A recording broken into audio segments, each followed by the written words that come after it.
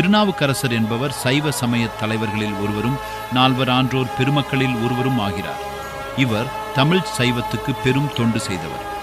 திருநாவுக்கரசர் இயற்பெயர் மாரண்யனம் ஆகும். பின்னர் அவரை அப்பர் எனவும் அழைத்தனர். திருநாவுக்கரசர் திருவாமூரூரில் பிறந்தார். இவரது பெற்றோர் புகழ்ச்சோழர் மற்றும் மாதேவி அம்மை. இவர் சிறுவயதில் பெற்றோரை இழந்ததால் இவரை சிறுநம்பி என்ற இவரது சகோதரி வளர்த்தார். இளமையிலேயே சமண சமயத்திற்கும் கற்றலுக்கும் ஈடுபட்டார்.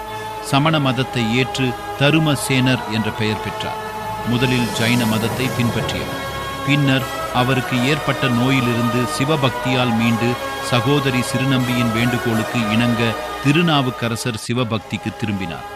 தெய்வீக அனுபவம் பெற்ற அவர் நமச்சிவாய் என்று பாடிக்கொண்டு சிவனருளை பெற்றார். சமண மதத்தினரால் அவர் பல துன்பங்களை சந்தித்தார். கழுகு நனைந்த சுண்ணாம்பு குழியில் போடப்பட்டார். அந்தியாற்றில் கட்டி போடப்பட்டார். ஆனால் எல்லா இடங்களிலும் சிவனருள் பெற்றார். திருநாவுக்கரசர் தேவார பாடல்கள் பாடி திருத்தலங்களைச் சென்று சிவனின் புகழை பாடினார். இவரது பாடல்கள் தேவார தொகுப்பில் 2ஆம் திருமுறையாக உள்ளன. இவர் பாடல்கள் உள்ளர்ந்த பக்தியையும் வாழ்க்கை அனுபவத்தையும் வெளிப்படுத்துகின்றன. திருநாவுக்கரசர் தனது பாடல்களால் மக்கள் மனதில் சிவபக்தியை விதைத்தவர்.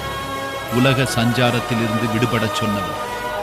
இறுதியில் திருநாவுக்கரசர் திருப்புகலூரில் வாழ்நாள் முடித்து சிவலோக பிராப்தி அடைந்தார்.